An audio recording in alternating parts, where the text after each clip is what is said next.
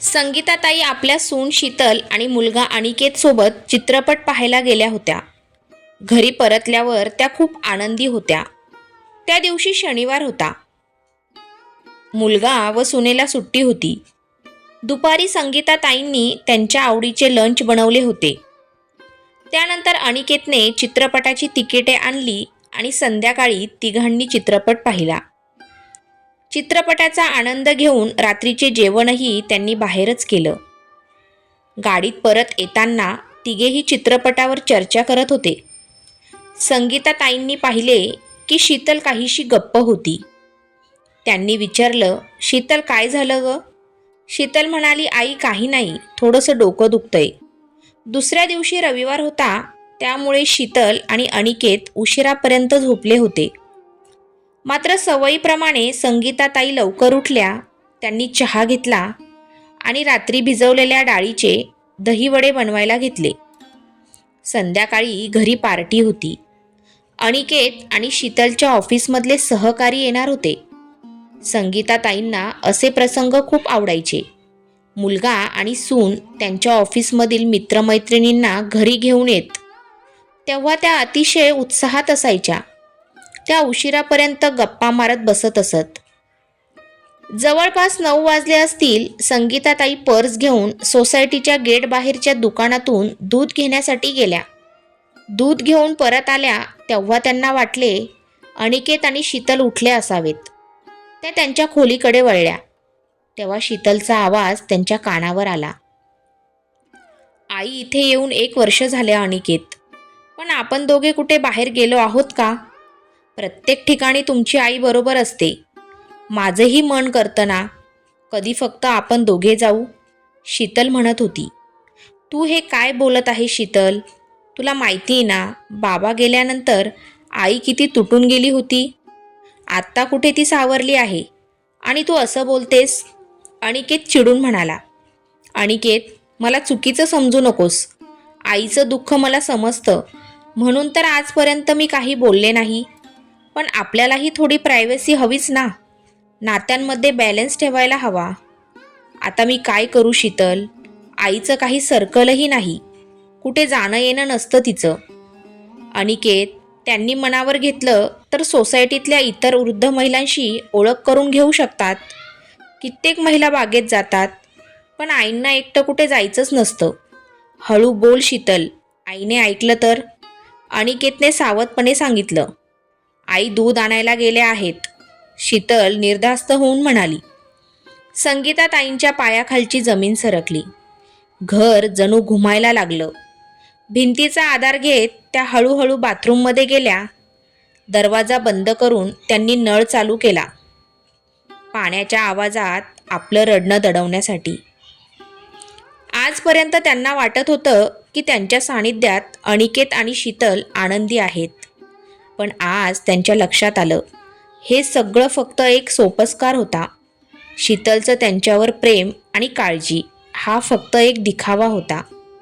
काय लिहिलंय या वाकड्या तिकड्या रेषांमध्ये? त्या स्वतःशीच पुटपुटल्या. सुख नेहमी 2 पावलं पुढे चालतंय आणि त्याच्या मागे धावत आहे. सुनील रावांचं अचानक निधन झालं तेव्हा संगीताताईंचं जीवन एका क्षणात कोलमडलं. सुनील रावांच्या रिटायरमेंटनंतर त्यांच्या जोडीने वेळ घालवण्याचं स्वप्न, त्यांची काळजी घेण्याची इच्छा आणि एकत्र राहण्याच्या त्यांच्या अनेक योजना त्या अचानक मोडीत निघाल्या. सुनील रावांच्या जाण्याने त्या शून्य झाल्या. त्या मोठ्या डोळ्यांनी फक्त शून्याकडे पाहत राहिल्या. घरातला प्रत्येक कोपरा, भिंत, वस्त्र आणि हवा, सगळं सुनील रावांच्या आठवणींनी भरलेलं होतं. सुनील रावांच्या जाण्यानंतर अनिकेत आणि शीतल कोल्हापूरला त्यांना घेऊन जायला आले. पण संगीताताईंचे मन त्या घरात अडकून पडलं होतं. त्या घराशी, त्या वस्तूंशी त्यांच्या कितीतरी आठवणी जोडलेल्या होत्या. मात्र त्यांच्या आईच्या एकटेपणाची जाणीव झाल्यावर अनिकेतने ठामपणे त्यांना पुण्याला नेण्याचा निर्णय घेतला. पुण्यात राहून त्यांनी स्वतःला रमवण्याचा प्रयत्न केला. अनिकेत आणि शीतल त्यांना आनंदी ठेवण्यासाठी विविध प्रयत्न करत होते. शनिवार रविवारी फिरायला जाणं, बाहेर खाणं, चित्रपट पाहणं, ऑफिसमधल्या सहकाऱ्यांना घरी बोलावणं सगळं चाललं होतं. संगीताताई काही प्रमाणात या जीवनात सामावून घेत होत्या. मात्र शीतल आणि अनिकेतच्या संवादाने त्यांचं मन पूर्णतः ढासळलं.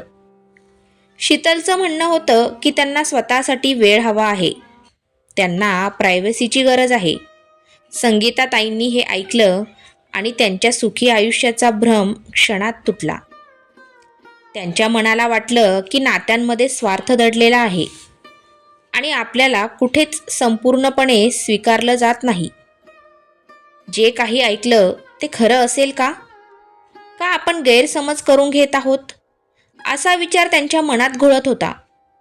नात्यांच्या स्वार्थी स्वरूपाचा विचार करून त्यांचं मन विरक्त होत गेलं. त्या विचार करत राहिल्या की आपण मुलगा आणि सुनेवर एवढं अवलंबून राहणं टाळलं पाहिजे. तेवढ्यात शीतलने बाथरूमचा दरवाजा ठोठावला. संगीताताईंनी तोंडावर पाणी शिंपडलं, डोळ्यातलं पाणी पुसलं आणि शांतपणे दरवाजा उघडला. त्यांच्या चेहऱ्यावर दुःखाचा हलकासा भाव होता, पण त्यांनी स्वतःला सावरलं. पुढे काय होईल हे त्यांनी नियतीवर सोडलं, पण मनाशी त्यांनी काहीतरी नवं ठरवलं होतं. त्या क्षणी त्यांच्या आयुष्याचा नवीन अध्याय सुरू होण्याचा धागा विणला जात होता. आई, मी तुम्हाला किती वेळा आवाज दिला? लवकर या, मी तुमच्या आवडीच्या कचोऱ्या मागवल्या आहेत, शीतल उत्साहाने म्हणाली. पण बोलता बोलता ती अचानक थांबली. आईच्या चेहऱ्याकडे नीट पाहत म्हणाली, आई, तुमची तब्येत ठीक नाही का? तुमचे डोळे इतके लाल का झाले आहेत? आईने तिच्या प्रश्नाकडे दुर्लक्ष करत शांतपणे खोलीत प्रवेश केला. त्यांच्या मनात विचारांची वादळं उसळली होती. आपलं वागणं सामान्य ठेवलं पाहिजे, नाहीतर मुलगा आणि सून यांना आपल्याला ऐकलंय याचा संशय येईल. त्यांच्या डोक्याने बजावलं, पण मन काही ऐकायला तयार नव्हतं. त्या दिवशी ना त्यांनी नीट जेवलं ना काही कामात लक्ष लागलं. दिवसभर त्या अनमनी राहिल्या. राहून राहून त्यांना सुनील रावांची आठवण येत होती. आज ते असते तर या विचाराने त्यांच्या डोळ्यात पाणी आलं. कदाचित आपला मुलगा आणि सुनेवर आश्रित राहावं लागलं नसतं. संध्याकाळी 6 वाजले होते. त्यांनी विचार केला की पिक्चर बघायला जाणं शीतलला आवडत नाही. तसेच त्यांच्या मित्रांसोबत बसणं ही कदाचित आवडत नसेल. अनिकेतच्या खोलीत जाऊन त्यांनी सांगितलं की मी कॉलनीतील एका ओळखीच्या मैत्रिणीसोबत बाहेर फिरायला चालले आहे. उशिरा परतेन. तुम्ही दोघांनी जेवण करून घ्या. अनिकेत आश्चर्याने म्हणाला, आई, आज अचानक कोणाबरोबर जात आहेस? पण संगीताताईंनी त्याला उत्तर दिलं नाही. तेव्हा अनिकेत म्हणाला, आई, काही वेळातच मित्र येतील. तू घरात नसशील तर त्यांना कसं वाटेल? तुम्ही दोघे मजा करा, असं म्हणत त्या खोलीबाहेर निघून गेल्या. शीतल आणि अनिकेत गप्प झाले. त्यांनाही समजलं होतं की आईने सकाळचं बोलणं नक्कीच ऐकलं आहे, म्हणून ती एवढ्या शांत आणि बदललेल्या आहेत. संगीताताईंचे मन अस्वस्थ होतं. घरातून बाहेर पडल्या, पण कुठे जायचं, काय करायचं काहीच कळत नव्हतं. फक्त निरुद्देश रस्त्यावरून चालत राहिल्या. त्यांच्या पावलांपेक्षा डोक्यात चालणाऱ्या विचारांच्या वादळाला वेग जास्त होता.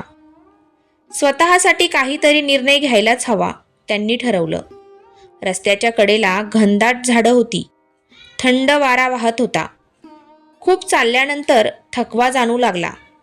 एका बाकड्यावर बसून त्यांनी ये-जा करणाऱ्या गाड्यांकडे पाहायला सुरुवात केली. त्याच वेळी एका ओळखीच्या पुरुषी आवाजाने त्यांचं नाव घेतलं.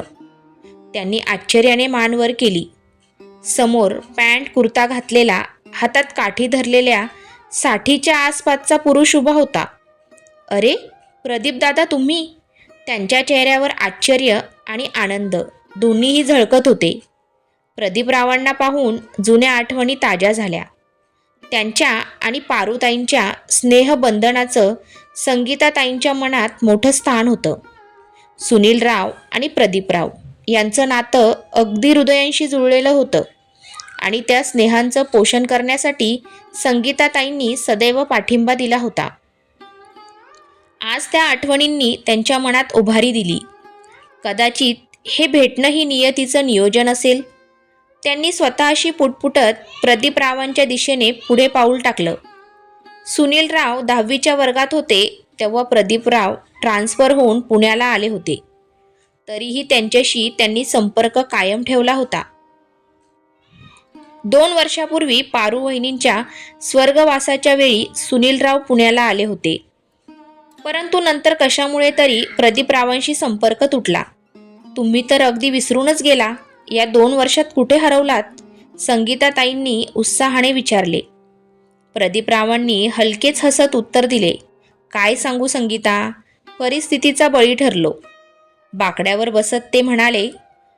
संगीताताईंना त्यांच्या उत्तराचा नीटसा अर्थ समजला नाही. म्हणजे? पारूच्या मृत्यूनंतर 3 महिन्यांनी माझा ॲक्सिडेंट झाला. त्यात माझा एक पाय गेला. जवळपास 8 महिने हॉस्पिटलमध्ये होतो. पायामध्ये स्टीलचा रॉड बसवला आहे.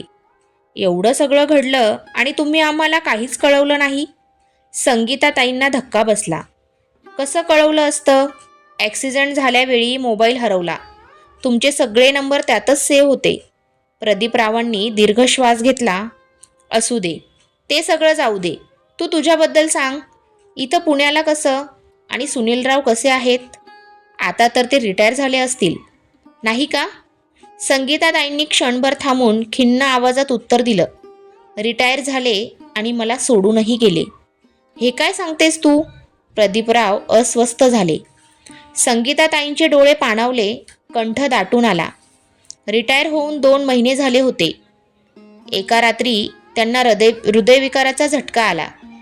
हॉस्पिटलपर्यंत पोहोचण्याच्या आतच रस्त्यातच सगळं संपलं. त्यांच्या आवाजाला हुंदक्यांचा अडसर आला.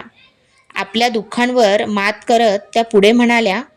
त्यानंतर अनिकेत आणि त्याची बायको शीतल मला पुण्याला घेऊन आले. प्रदीपराव काही वेळ गप्प राहून परिस्थितीला समजून घेण्याचा प्रयत्न करत होते. शेवटी त्यांनी विचारले. मग पुण्याला मन लागतंय का? दिवस कसा जातो तुझा? संगीताताई शांत राहिल्या. काय सांगणार? सकाळपासून मनात उठलेले वेदनेचे वादळ पावसासारखे मनातून ओसंडून वाहू लागले. पण त्यांनी स्वतःला थांबवले. एवढ्या दिवसांनी भेटलोय, आजच माझं रडगाणं सांगायला नको, त्यांनी मनाशी ठरवलं. त्याआधी त्या समाधानकारक उत्तर शोधतील. प्रदीपराव त्यांच्या भावना ओळखून म्हणाले. संगीता, तू कालही माझी छोटी बहीण होतीस, आजही आहेस. वेळेने अंतर वाढवलं असलं तरी नात्याचा अर्थ बदलत नाही. तुझ्या उदासीनतेचा अर्थ मला कळतोय. सांग, काय झालंय?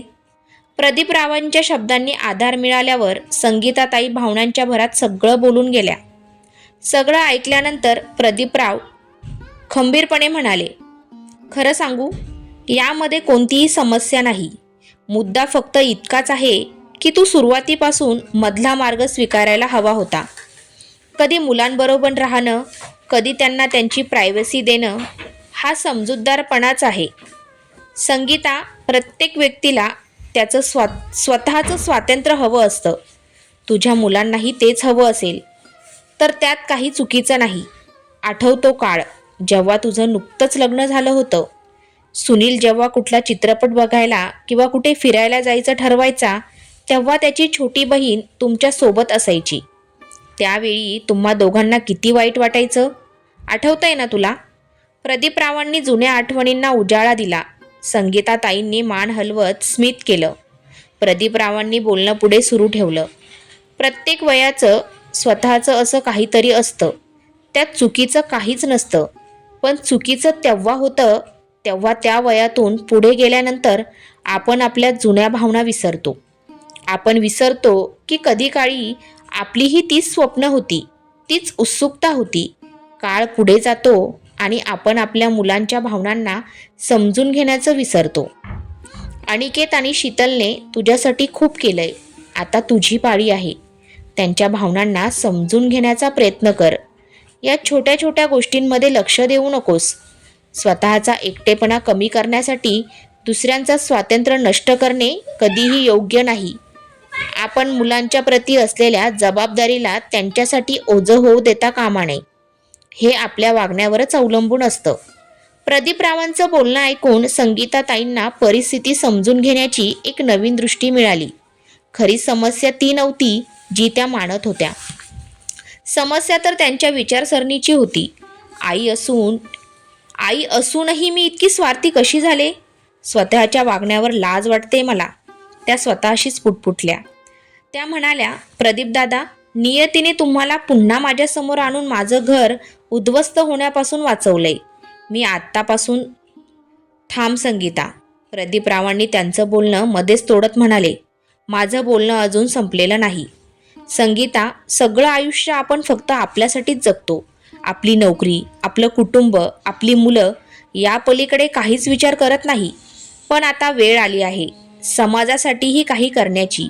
आपल्याकडून इतरांसाठी काहीतरी उपयोग होणं हेही महत्त्वाचं आहे.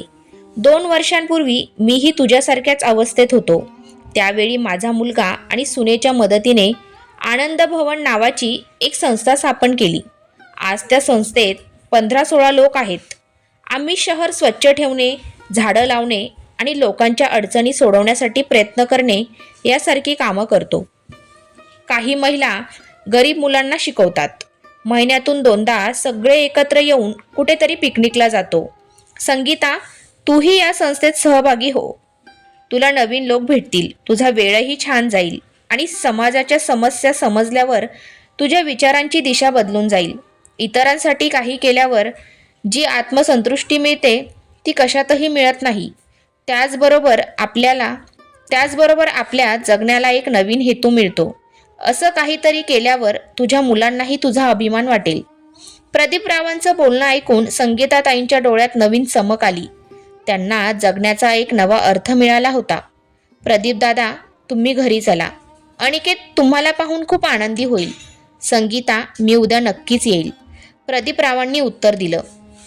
संगीताताईंनी त्यांना आपल्या घरचा पत्ता दिला. खूप उशीर झाला होता, त्यामुळे त्या मोठ्या पावलांनी घराकडे निघाल्या. त्यांची ही पावलं केवळ घराच्या दिशेने नव्हे तर एका नवीन संकल्पने, नवीन दिशा शोधत चालली होती. तर मित्रांनो, ही कथा एक विचार देऊन जाते. प्रत्येक व्यक्तीला आपल्या वयाच्या, अनुभवाच्या आणि कुटुंबाच्या भूमिकेच्या कक्षेतून बाहेर पडून समाजाच्या भल्यासाठी काहीतरी करावं लागेल. सगळं आयुष्य फक्त स्वतःसाठी नाही, इतरांनाही मदत करण्याचा संकल्प प्रत्येकाने केला पाहिजे. तर तुम्हाला कथा कशी वाटली नक्कीच कळवा. याच प्रकारच्या आणखीन सुंदर कथा ऐकण्यासाठी आणि पाहण्यासाठी आपल्या चॅनलला नक्की सबस्क्राईब करा. धन्यवाद.